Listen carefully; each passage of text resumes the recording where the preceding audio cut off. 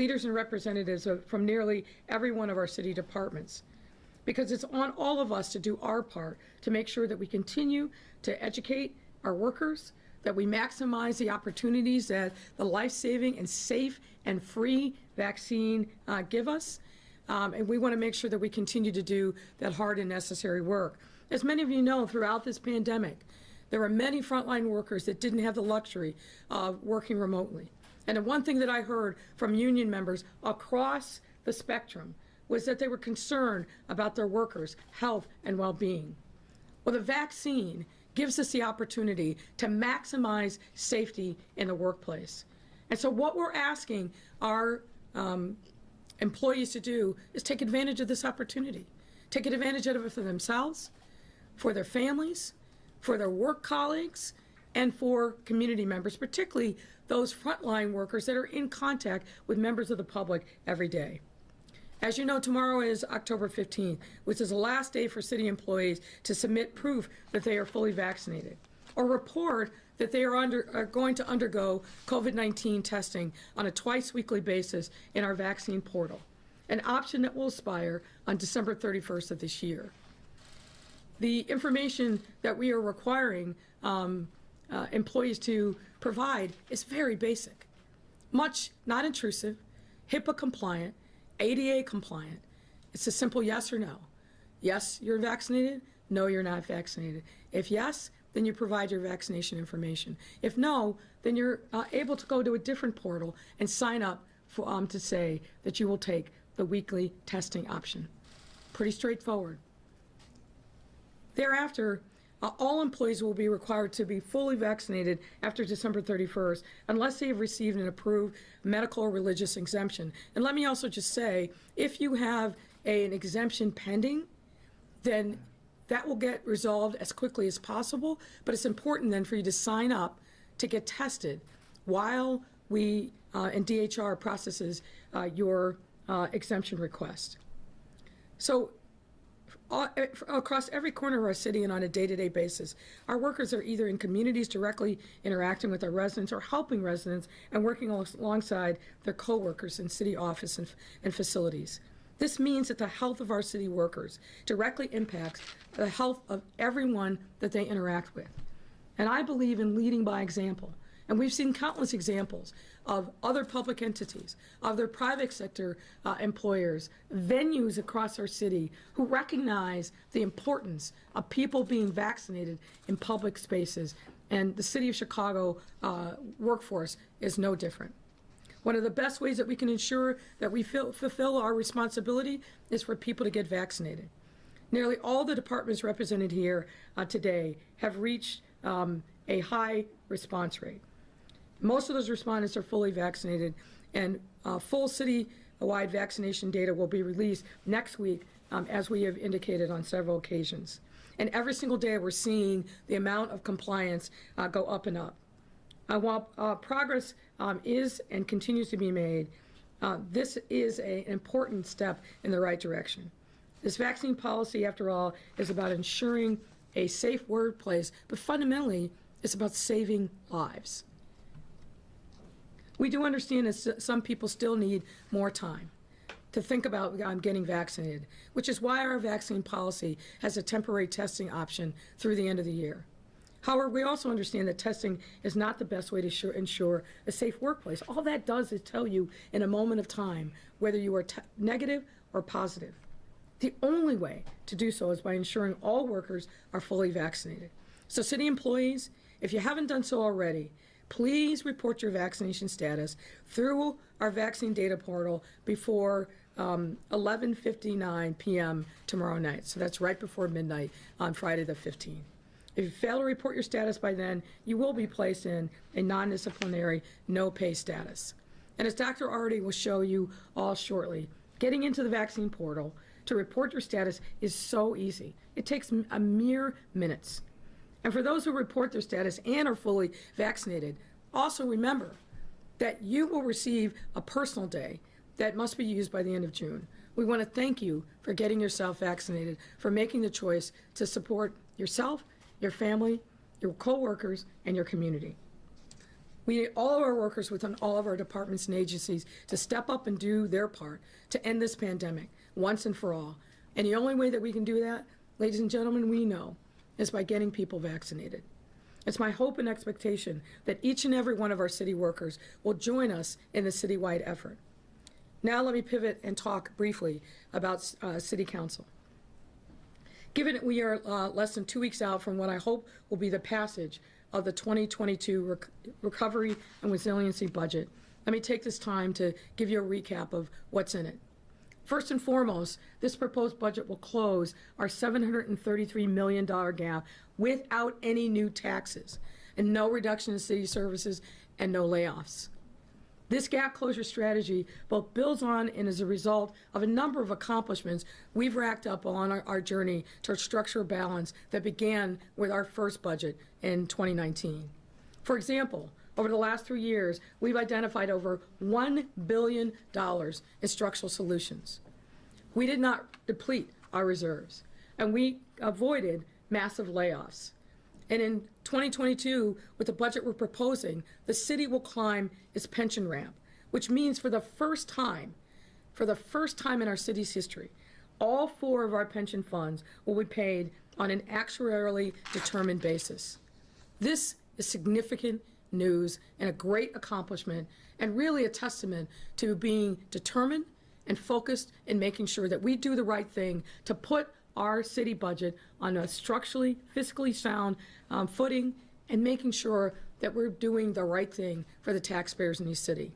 And as a result of each of these accomplishments, we expect to reach structural balance by 2023, which bodes especially well for our prosperous post-pandemic recovery.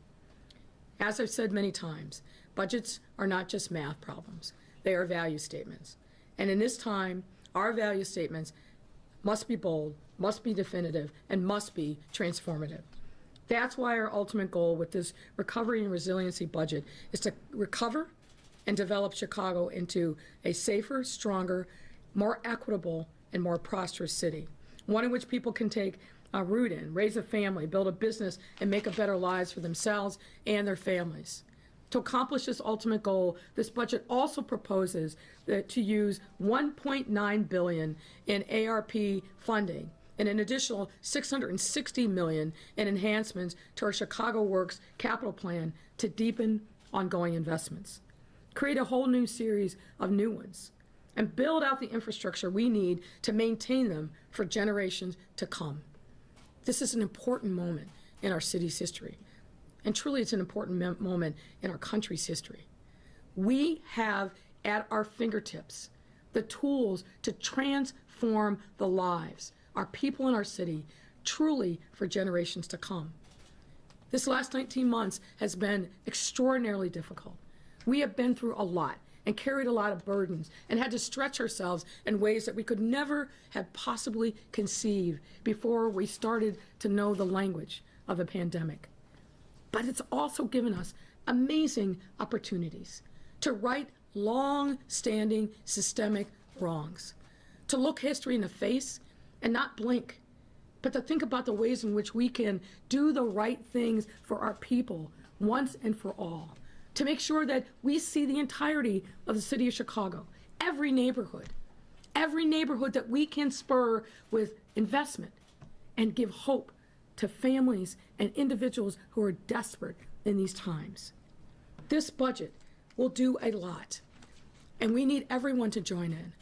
So if you're listening and you believe as I do that this is an important moment for us to move forward together, to make a statement that will resound for generations to come about what we can do to change the trajectory of people's lives in this city, call your alderman and tell them, vote for the budget. Vote yes, every aspect of it. Vote yes for now, vote yes for our future. We propose over $400 million investments to not only enhance community safety, but to bolster the most comprehensive violence reduction plan that has ever been released in the city. $10 million for a reentry workforce program, $35 million for new and existing investments to provide assistance for those experiencing gender-based violence, $52 million for additional investments in mental health, $240 million for additional investments in affordable housing to shrink our affordable housing gap, so people actually have a place to lay their head at night without worrying from day to day where they're going to be able to live. $71 million for targeted financial and legal assistance for underserved residents. $166 million for new and existing community development efforts to launch community wealth building pilot, revitalize our commercial corridors, and put 4,000 vacant lots into active use, and more. Now, the list is long. You've seen it. I encourage you to go to our website to learn more about what's packed into this budget. But the bottom line is this, as I said, this challenge that we face is a challenge that we can conquer. We can conquer it by being united. We can conquer it by making smart strategic investments born of not only the discussions with city council members, which have been thoughtful and robust, but in capturing what we have heard from residents all over the city, subject matter experts, community-based leaders, but ordinary residents who just want a better shot at life. That's what this budget promises. And I look forward to continued discussion with members of the City Council so that we can march into our shared destiny, our shared future together, with our heads held high and knowing that in this time we made the right choices for the right reasons on behalf of our residents. And now it's my pleasure to welcome Dr. Allison Artery to say a few words and give us an update on where we are on all things COVID. Dr. Artery. Thank you, Mayor Lightfoot. Given the large number of speakers, we won't talk about all things COVID, but specifically related to the vaccine and the requirement for city workers tomorrow. There's been a lot of talk about this. I wanted to provide just a very few facts. Number one, as of today, 6,012 Chicago residents have died from COVID-19. 5,947 of these deaths, 99% of them, are in Chicagoans who were not vaccinated. The first and most important reason we vaccinate is to save lives. It is the most important thing. As soon as we knew there was a safe, free, widely available vaccine available, I started sleeping a lot easier at night.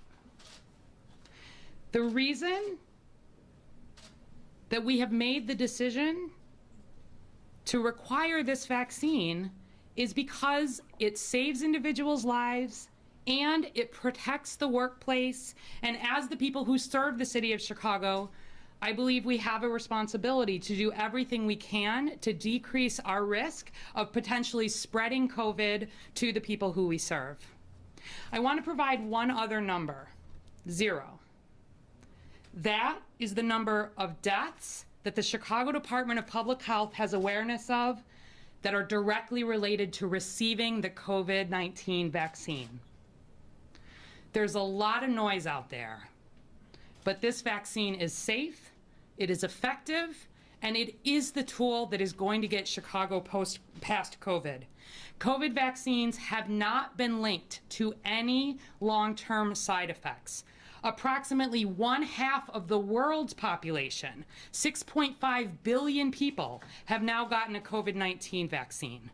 There is no link to pregnancy problems, to fertility problems in men or in women. That's true in Chicago, in the US, and around the world. And no authorized vaccine in history has been linked to adverse events that appear years after vaccination. It is just not how vaccines work. The last fact I want to provide is related to the details of uploading your vaccination status for City of Chicago employees. I've been hearing a lot of rumors that you have to put in details of your medical history. I've been hearing people say you have to download DNA samples. I've been hearing people say you have to go and give blood. None of this is true. Here is what City of Chicago employees need to do by tomorrow. They go to the employee vaccination portal, chicago.gov/vaxportal. Here's what they see. They have to put in their full legal name, their department, whether or not they are an employee, because we are also having people who are in our offices who are not employees report their vaccination status. And then there's one simple question: are you vaccinated? Yes or no? They then have to certify that this is true and type in their signature. If they say, yes, I am vaccinated, there's one additional page. They have to put in the vaccine manufacturer, the date of their first dose, the date of their second dose. They then have to upload a copy of that vaccination record. Again, they have to certify that it's a true and type in their signature. That's it. If they answer no, I'm not vaccinated, the only thing they have to answer at this point: have you been granted a medical or religious exemption from the vaccination policy? Yes or no? I certified that it is true and accurate, and put in their signature. That's it. And that is what people need to have finished by tomorrow to be in compliance with the policy and to avoid going into non-disciplinary no pay status. So, you know, I talk about COVID all the time. I'm not going to take up any more time this morning or this afternoon, but I hope those numbers speak for themselves. Our only goal here is protecting Chicago and getting us all past this pandemic. Vaccination is the key tool to make that happen, and I appreciate the mayor's leadership in making this decision. With that, I'm happy to bring up Eric Carter, First Deputy of the Chicago Police Department. Thank you, Dr. Rawadi. Good afternoon, everyone. Good afternoon. We're here today to ensure that every officer in the Chicago Department remains safe and healthy. For the department to get through this pandemic, we must do it together. That means showing up for work and everyone getting vaccinated. I know there are concerns that police officers will not comply with the city's COVID-19 vaccine mandate and will not show up for their scheduled shifts after the mandate deadline, which is tomorrow, October 15th. But our job as professionals is to provide safety to the residents of Chicago, who we serve and protect. That is our obligation. It is our mission of the Chicago Police Department. We must fulfill our mission, and that is our duty as professional police officers. It is also our expectation that all officers will comply with the city's vaccine mandate. The vaccines are safe, effective, and free. Science has proven that the best way to prevent serious illness from this potentially deadly virus is to get vaccinated. So, per the mandate, every member of this department must be fully vaccinated for COVID-19 by October 15th as a condition of employment, unless they have an approved medical or religious exemption. As City of Chicago employees, all department members must submit their vaccination status by October 15th to the city's vaccination portal. If you're not fully vaccinated by October 15th or are waiting for a response to a submitted exemption request, you must undergo COVID-19 testing twice a week, with tests separated between 3 and 4 days apart. You must obtain those tests on your own time, at your own expense, and report those results to the city. The test option is only available through December 31st. Members of this department who refuse to comply with the requirements of the mandate may be subject to disciplinary action up to and including separation. With that, I'd like to call up Chief McDermott of Chicago Police Department. Thank you. First, good afternoon, everybody. Good afternoon. Chicago Police Department is committed to a safe and healthy workforce and is committed to keeping the streets of Chicago safe. The department is asking all members to comply with the city's new policy of uploading your vaccination status to the city's portal. Doing so is not an option, it is mandatory. I know the residents and businesses have expressed concerns that the department will not be properly staffed heading into the weekend. I can assure you that this is not true. Chicago Police Department will be fully staffed and ready to protect the citizens of the city. It is our full expectation that all Chicago Police Department members will comply with the city's new policy. Thank you.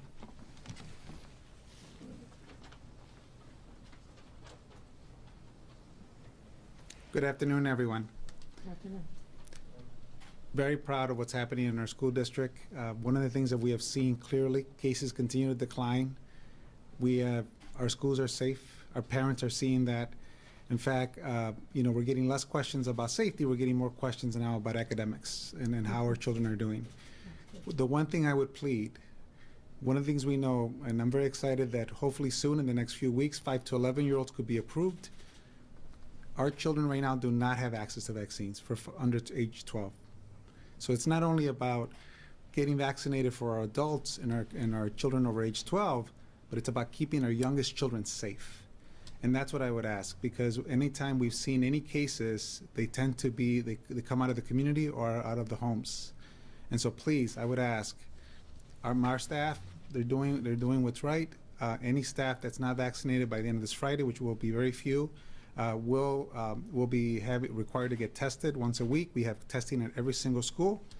But I'll tell you, we're seeing most of our staff either are vaccinated or will already have their first shot.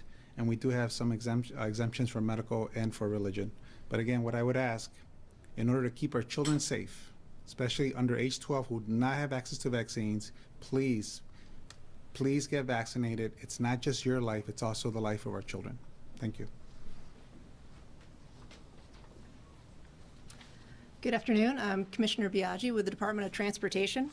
So our department has made an all-out push over the last several weeks to ensure that we have department-wide compliance with the policy, and we're seeing positive results. We expect our response rate to keep increasing over the next 24 hours, and the balance of our employees will comply with the policy and upload their information to the portal. This vaccine policy is about ensuring a safe workplace for our employees, but as you heard, for everyone our employees might come in contact with, including members of the public. We know that the vaccine is the safest way to achieve that goal. We urge all city staff and their departments to get vaccinated as soon as possible and report on that portal. And I want to thank my team at CDOT for their efforts to get themselves vaccinated and their colleagues in compliance and further vaccinated. Thank you. Introduce Ken Meyer from the Bureau of Consumer Protection. Thank you, Mayor Lightfoot. Thank you, Commissioner Biaggi. Good afternoon. My name is Ken Meyer. I'm the Acting Commissioner for the Chicago Department of Business Affairs and Consumer Protection, also known as BACP. BACP's core mission is to protect consumers and workers and to support businesses, especially in light of the COVID-19 pandemic, to make Chicago vibrant and safe for all. When I say protect workers, it goes beyond all the workers throughout Chicago. It also means our own workers, my department, and all the City of Chicago workers. To that end, the City of Chicago COVID-19 vaccination policy was put into place because getting vaccinated keeps our employees safe, as well as the many residents who visit our facilities every day for service. Our employees need to feel safe just as much as the public needs to have relief in knowing that our employees are committed to protecting Chicago. That is why I am proud to say that over 70% of the BACP employees have reported their vaccination status, and most are fully vaccinated, a core requirement of the City of Chicago's COVID-19 vaccination policy. The vaccine policy is about ensuring a safe workplace, and we know that vaccine is the most effective in doing so. It is crucial to the health and safety of every resident to slow and stop the spread of COVID-19 across our city, and especially within our city departments and agencies. This policy is about ensuring a safe workplace, and we know that the vaccine is the most effective way to do so. That is why I encourage all department heads to make sure their staff is fully vaccinated and report their vaccination status on the portal by the close of business tomorrow.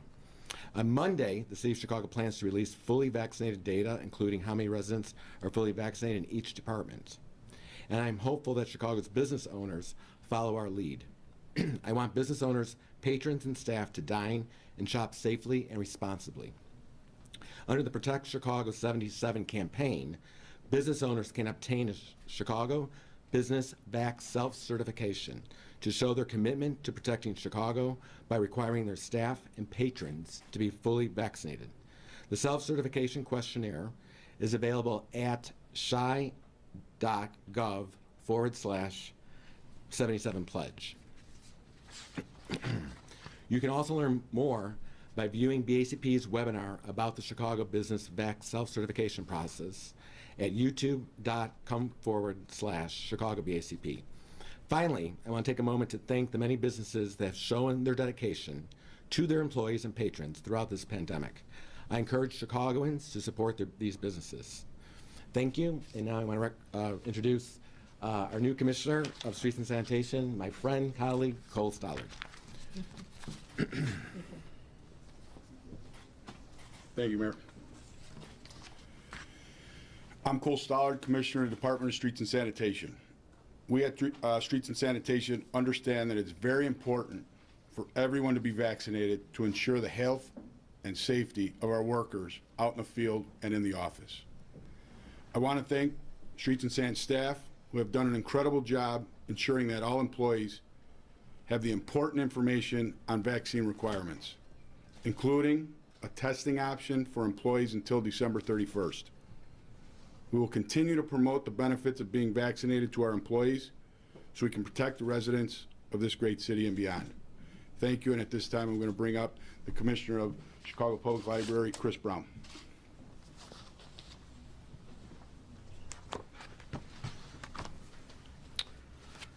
Hey, good afternoon, everyone. Library Commissioner Chris Brown. Every month we see hundreds of thousands of visitors to our libraries, and so many of these are the city's most vulnerable. People who are housing insecure, people who can't afford their own digital access, people who are the elderly or seniors, and that includes also our youngest readers. So those kids who are coming in who just really want to find that book and start that reading journey. And so it's so important that we vaccinate all of our staff so that we can keep the most vulnerable safe as they're accessing all of that learning resources. And it's also why it's so important for us to support the mayor's goal of having 77% of Chicagoans vaccinated by the end of this year.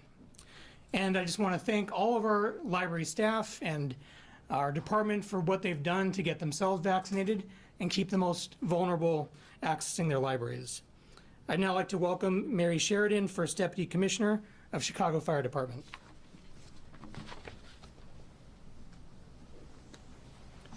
Good afternoon. I'm here speaking on behalf of Commissioner Annette Nadsholt and our entire command staff. The citizens of Chicago deserve a safe and healthy workforce. Vaccines are safe, effective, and have been scientifically proven to be the best defense against COVID-19. Today, we've issued orders to our command staff to ensure that all fire department members comply with the City of Chicago's website, uploading their vaccination status on the portal.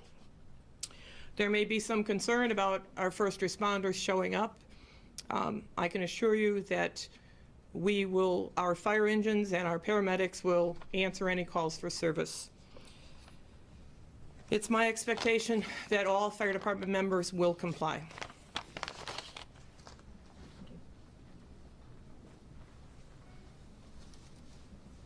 Happy to take any questions that you have. Thanks a lot, Mayor. Appreciate it. We're going to kick it off with Tamam Bradley. My colleague Asha will pass down the mic. 2 questions per reporters. And also I request that no one interrupt our speakers when they're speaking. Thank you very much. Thank you very much. Is this on? Doesn't matter. Madam Mayor, so where are we then with the FOP? We saw that there might have been a note that went out to officers saying that in fact they would not be put on the no paid list tomorrow if they don't report their vaccination status. Is that true? Is that just a deal that was struck with the FOP? What can you tell us? No, that's not accurate. I'm not sure where that comes from. We've been very transparent, very straightforward with the unions that represent our employees for weeks now, including the FOP, including Local 2, the fire union, the unions that represent the supervisors, as well as all the other public service unions. We have, I think, taken great strides and made some changes to the original policy as initially formulated in response to some of the good faith suggestions and recommendations that were made by the unions. But tomorrow's a real day, and our expectation is that people will comply. And we're going to keep doing, as you heard from the various commissioners are here, we're going to keep doing everything that we can to educate people into compliance and to continue to myth bust. One of the reasons why we wanted Dr. Arwady to show you the actual portal, because there's all kinds of mythology that's been spun up by some to suggest that we are asking for detailed, confidential, privileged medical information, and as you can see for yourself, just not so. It's pretty straightforward. Are you vaccinated or not? If you are, you upload your information. If you're not, then you go to a separate page and you indicate that and that you'll be taking the testing option. It's pretty straightforward, not burdensome, not intrusive. So we're going to keep pushing towards our goal. We're seeing numbers increase in every department across the city. As I indicated, we'll be providing early next week, as soon as we are able, what the status is of employee compliance across departments. But our goal is to create a safe workplace. And the best way that we can do that, the biggest tool that we have, is by getting people fully vaccinated. John Catanzara is suggesting that 50% of members might not show up for work this weekend. Would that be, in your mind, a strike? Well, I think you heard from Chief McDermott, who has a pretty good pulse for these things. We don't expect that to be an issue this weekend. We can fully expect that members will show up, and unless they're told to go home, they need to report for duty. Now, if they don't show up, that's a whole different issue. But my expectation is that people who swore an oath to serve and protect the city are going to honor that oath.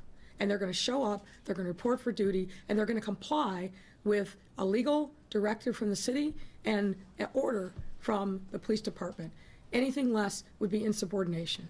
We don't want to see that. There's no reason to see it. As you can see, it's very straightforward. And I hope that members of the department are not led over the cliff without a parachute by anybody who tells them they can just ignore legal, proper direction. Thank you, Mayor. Erin Hegarty, Daily Line. Hello. Hi there. Do you think what happened today with the disagreement over what happened with the proposals that were initially sent to Rules Committee demonstrates the need for City Council to have its own parliamentarian? And is Alderman Beal's proposal something you could get on board with? You're talking a lot of insider baseball, so let me kind of decipher it for folks that are probably wondering, what in the world is this woman talking about? Look, here's the bottom line. We need City Council to function, and to function in an orderly fashion. And what we see played out over and over again is when Alderman Beal doesn't get his way, he complains that there's a problem, that the rules are rigged. The rules were voted on by the City Council. And if memory serves me correctly, he voted on the very rules that govern City Council procedures. So I've always thought that members of the City Council should have their own lawyer, because the Corporation Council is the corporation for the council for the city, not the City Council. I made that very clear coming in the door. Whether they do that or not, that's up to them. But fundamentally, the rules are the rules, and nobody gets to just break the rules when it doesn't suit them, as unfortunately I think Alderman Beal seems to think. And then to respond in the way that he did, which is to basically retaliate against his colleagues. There's no place for that. There's no place for that. And luckily, Alderman Riley stood up and made a motion that made sure that the matters that were introduced by members of the City Council in good faith could proceed forward. So, as the saying goes, you catch more flies with honey than with salt. It's a lesson that all of us need to learn, and I think one that would serve Alderman Beal well. Okay, and this is from my colleague Alex Nitkin. On the search for a permanent head of COPA, it's been more than 5 months since Cindy Roberts resigned. And Joe Ferguson said during his budget hearing last week that nobody really knows how the search for a permanent replacement is being done. Can you give an update on that? Yeah, and unfortunately that's just not true. We were very transparent about it. We used exactly the same process that was used previously in choosing the heads of COPA. A search committee drawn from the Citizens Advisory Committee that COPA itself has set up, along with others, put out a national search, sought applications, and now have made recommendations to me. And we will interview the finalists and then pick someone to lead the organization forward. Meanwhile, we have a very able acting chief administrator of COPA. So the notion that it's this mystery is not so. All right, Craig Wall, ABC 7. Couldn't tell from the mask. Mayor, so if... But I could tell from the socks. Thank you. If officers show up, if firefighters and paramedics show up, is someone actually checking to see whether they've uploaded their status? Because it seems to be, they're saying they're going to show up expecting to be sent home as opposed to not showing up. Well, obviously, the Department of Human Resources has been operating a portal that was open now, I think, almost 2 weeks, where city employees could upload their information. That information is being sent out on a regular basis to city commissioners. So yes, we have a sense on a daily basis, on an hourly basis, of who signed up, who has not. And commissioners have been reaching out to those folks to remind them of what their obligation is. So, and I'll just repeat what I said before. No employee should abandon their post. If there's a reason for them not to be there, they will be told directly by a supervisor, but not showing up creates a whole other set of issues for them. Alderman Beal suggesting if there is not enough officers on the street, if for some reason what you're asking for and hoping for doesn't happen, that maybe the governor should declare a state of emergency, suggesting the National Guard should be called out. Are you prepared to take any kind of action like that if there is a major shortfall of manpower? Well, I don't like to deal in hypothetical scenarios that have not presented themselves. Obviously, we believe in planning and being ready, but our primary focus from now until not only with our own city workforce, but with residents writ large that are eligible for the vaccine, is to continue the important work of educating them about why the vaccine is safe, why it makes sense for them to take, why it makes sense for their families, their coworkers, and members of the public that they get vaccinated. We have an opportunity to save lives. And what I would say is it is an incredibly discouraging thing to think about the number of lives that have been lost. Now, many of those lives that are lost that Doctor already reported were lost before there was a life-saving vaccine. But now that there's a life-saving vaccine, we've got to do everything that we can to educate people about why taking the vaccine is so important. It's not a nicety, it's a reality. When you look at the exponential increase and risk to yourselves as an unvaccinated person, not just to get sick, but to die of the vaccine. And if you've got an underlying comorbidity, if you are a person of color, that risk goes up exponentially. And here's what we know. We know that 97% of the people who are in the hospital and dying of COVID are unvaccinated. That makes no sense. We have the vaccine at our fingertips. It is real, it is widely available, it is free, and it is life-saving. So I encourage everyone, if you're still on the fence, as we know some people are, let us educate you about the safety of the vaccine. Let us talk to you about what your fears and concerns are. But come into the body of people who have understood that getting this vaccine is necessary to save your life, the life of your family members, and the life of everyone that you come into encounter with. Everybody wants to put the pandemic in the rearview mirror. We can't get there if we still have a substantial part of our population that's unvaccinated. We've got to do more, all of us, which is why we launched the Protect Chicago 77. Every one of our neighborhoods has room for growth, and we want to encourage that growth by getting people vaccinated. Thank you, Mayor. Greg Pratt, Chicago Tribune. Good afternoon, Mayor. You're welcome. The question I want to understand about the vaccine mandate and the rules on October 15th is, do the people who aren't complying with the rules go into no pay status immediately, or do they go into no pay status Monday or at some indeterminate time in the future? Well, as you might imagine, it's going to take us a little bit of time to make sure that we've got information correct, and we want to make sure that we're reaching out to people who appear not to be in compliance to determine if that's in fact so. So it'll take a little bit of time to sort that out. We want to do belts and suspenders on this and give people the benefit of the doubt. But once we understand that people have not complied with the simple request to say yes or no, or that I'm going to take the testing option, then yes, we will be moving forward and putting people into no pay status. Well, could that be a process of days? Would that be weeks? Well, I don't want to, it's not going to be weeks, but it's not going to be Saturday or Sunday. It's going to take us a little bit of time to go through the information and then verify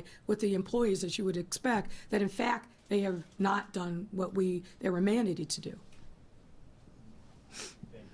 Dana Kozlov, CBS. Hi, Mayor. Just going back to the police officer situation, are you concerned there will be a police officer shortage this weekend for either officers told to go home or officers who don't show up? No, I'm not. Again, as the chief said, I don't expect that to be an issue. And as I just said in answering to Greg Pratt's question, it's going to take us a couple of days to make sure that we've got the information correct. We're going to be reaching out to those folks who appear not to have complied. And then once we know that they haven't complied, then we'll be taking the necessary action. But that'll take a couple of days, and I don't think that process will be complete over the weekend. And also, it came up in... And I want to emphasize again, if you are working over the weekend on a 24-hour shift in particular, you need to show up and you need to come to work. If you do not come to work, that's a whole different issue that you're going to subject yourself to. People need to show up. They need to do their jobs. If they are placed into a no-pay status, when that time, if that time ever comes, they're going to be told that by a supervisor. And unless and until that time happens, report for duty. And on that same subject, is there a contingency plan should there be shortages, unexpected shortages? Of course. And what would the details of that plan be? Overtime? So what I'll say is this. Of course, we always have contingency plans, and I'm not going to get into the details of that here. My hope is that we won't have to activate any contingency plans, but our number one priority, obviously, is to keep this city safe, and it's certainly my hope that sworn members of the department who swore an oath to serve and protect and abide by the laws of the Constitution of the United States, of the state of Illinois, and the ordinances of the city of Chicago, and who have been given a directive and an order that they will do so, and that they will not be insubordinate, that they will not follow the lead of FOP leadership that is not telling them the truth, that has misled them, and is tantamount to pushing them over a cliff without a parachute. I know our men and women of the police department are smarter than that, and I am confident that they will be in compliance. And if they're not, obviously there'll be consequences. William, Newsmax. No, excuse me, ma'am. You can give him the microphone. William Kelly, Newsmax. That's just your signal to behave yourself. Excuse me? That's just your signal to behave yourself, sir. The real Chicagoans that I talk to tell me that their real concern, the real epidemic that they're concerned about is your epidemic of violence in the city of Chicago, the shootings, the murders, the completely unsolved shootings and murders, by the way. On an average weekend in Chicago, we have 30, 40, 50, 60, 70, 80 shootings, okay? And that's fully staffed. Is there a question here, sir? If your rhetoric, your mandate results in even 20% of the Chicago Police Department not showing up or not being on the streets this weekend, will that blood be on your hands? Well, sir, as always, you're hyperbolic and you're also wrong on your facts. In fact, our Chicago Police Department is solving more homicides this year than they have in the past 10 years. We have a clearance rate that is higher than it's been in the last 10 years. So you clearly like to peddle in hyperbole and rhetoric and all sorts of extremism, but the facts are the facts, and our police officers are working their tails off every single day. Our detectives are working their tails off every single day, and the challenges that we're facing in this time around gun violence are a result of many factors, and we've got to make sure that our county partners are doing their part. What I believe is that murderers, killers, rapists should not be out on the street.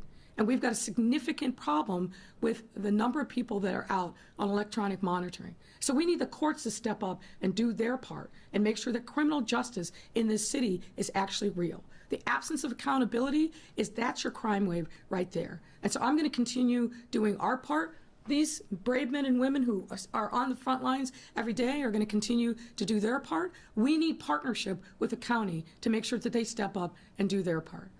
Thank you. The only hyperbole that really matters is your hyperbole. So, sir, if you've got a question, please answer it. But I'm not going to banter with you. That's not what these press conferences are about. You've got facts. You have a question. Answer it. Otherwise, we're going to move on because others of your colleagues actually want to ask questions and get to information that's important for residents of the city to know. Are you done? I believe you said to the FOP, bring it. That phrase is typically an invitation to a fight. Is that really the relationship that the mayor of the city of Chicago should be having with the FOP when we have a crime epidemic in the city of Chicago? What I said is, why don't you give her the microphone and not be, yeah, thank you, sir. Thank you for complying with some rules. What I said is that if the FOP is threatening litigation, I don't fear that. I'm a 30-plus year litigator. I don't fear lawsuits because I am confident that we have the law and the facts on our side. So if they want to bring a lawsuit, go right ahead. Mary Ann? NBC. Mayor, the governor did say that he reached out to you. I'm not sure if he spoke to you directly or to your office, but did offer, if needed, resources from the state. Does that mean that that offer is sort of on standby? Can you give us any kind of indication where that all stands with the mayor as far as perhaps the state police and national guard? So, again, I don't want to get into all the details of our contingency plan, but the state police have been incredible partners with us, particularly over these last 2 years. So if there is a need for us to lean into those resources, then we will. Finally, some of the aldermen today, there was a divide, the ones we spoke to, some who said, let's take a pause, let's take a break, maybe perhaps not have this deadline right now. Others, of course, said they agree with it.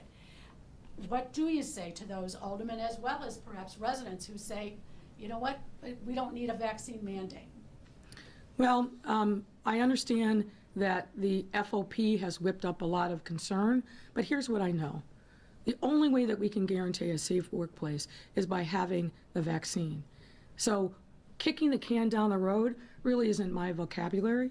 I think you've seen, and I've demonstrated over the time of my time as mayor, that I'm willing to take on the tough challenges, particularly when it comes to saving lives. And this fundamentally, all the rhetoric, all the noise is about saving lives. The way that we can do that, the way that we can make our workplace safe, the way that we can make public spaces safe, and the way we can make private spaces safe is by getting people vaccinated. It makes no sense to me that in this time, when we have a life-saving vaccine at our fingertips that we know is safe, that we know is widely available, that is free, that people are not taking advantage of that. And it's devastating to me that we know right now there are people in emergency rooms, there are people in ICU beds clinging to life who are unvaccinated, and that more are going to die.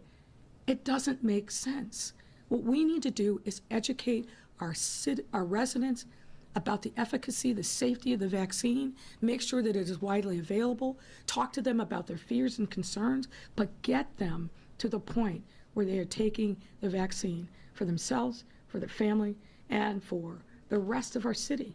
This is a pandemic where we are truly all in this together. The weakest links make a difference in all of our lives. And the weakest link are people who are not unvaccinated, or who are unvaccinated. And we've got to reach out to those folks. They're our neighbors, they're our friends, they're our family members. We got to keep talking, and we've got to persuade them that this is the only way path forward for them, for their families, and for our city. Heather Schroen on your far left, Mayor. Hi, Heather. Hi, Mayor. I don't see Superintendent David Brown or Fire Commissioner Annette Nance-Holt behind you. Why aren't they here, and why aren't we hearing directly from the leaders of the department about how important it is for the members of their department to get vaccinated and to show up for work? Well, let me push back a little bit. Both Superintendent Brown and Commissioner Holt have talked at length publicly, but also internally to the members of their respective departments about the vaccine. They are not here because they're attending to other city business, but the leaders come in all kinds of shapes and sizes, and you're seeing them here. First Deputy Chief Carter, Chief Denahan, Chief McDermott, we're all unified, all saying the same thing. Get the vaccine, sign up to the portal. That message is very clear, and it's been said loud and clearly by the superintendent and by Commissioner Holt. Shifting topics, Inspector General Joe Ferguson's last day is Friday. There has not been an interim named for his replacement, and can you commit to releasing his report on the Anjanette Young raid aftermath? So there has been an interim named. That information has been shared internally with the IG. I'm expecting them to release it publicly. It'll be somebody within their ranks who has been a longtime employee and will serve. And regarding Anjanette Young, I have not seen that report, and I know I'm going to have a lot of questions about the scope of it. So once we have all of that resolved, we'll talk about down the road about what he has said. But I'm also looking forward to getting a readout from former Seventh Circuit Judge Ann Williams and her colleagues at Jones Day. Mayor, last report of the day, Mariah Wolfel from WBZ in the back. Hi, Mayor. Hi there, how are you? Good, how are you? Good. Just one question. Can you share preliminary numbers on where the city stands with vaccination of employees and with reporting vaccination status? I know you're going to share more details next week, but ballpark, where are we at percentage-wise? As I've said several times this week, and I think every time that you've asked the question, we'll share those details early next week as soon as they're available. Thank you very much, folks. Thanks, Have everyone. a great day.